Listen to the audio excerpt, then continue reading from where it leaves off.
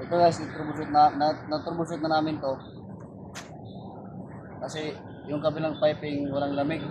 Yung kabila malamig. So, ngayon chinik namin yung pressure switch. Dalawang pressure switch. Ito yung... Pero una, chinik muna namin yung expansion valve. Yun o. Yan. Yan. Ito. Ito yung expansion valve.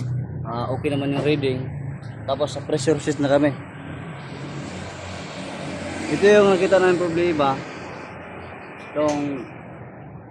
Ito yung pressure switch ng discharge line. Ito. Kung pag dinister namin ito kanina, okay naman. Ayan.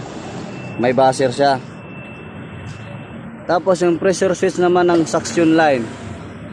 Tignan nyo guys. Oh. Nag-normally close na siya. Ibig sabihin nag-normally close yung pressure switch. Ito siya, sira na ito. Nakasarado na ito.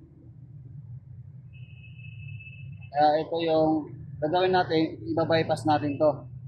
Bypass. Or natin pa ng bypass ito.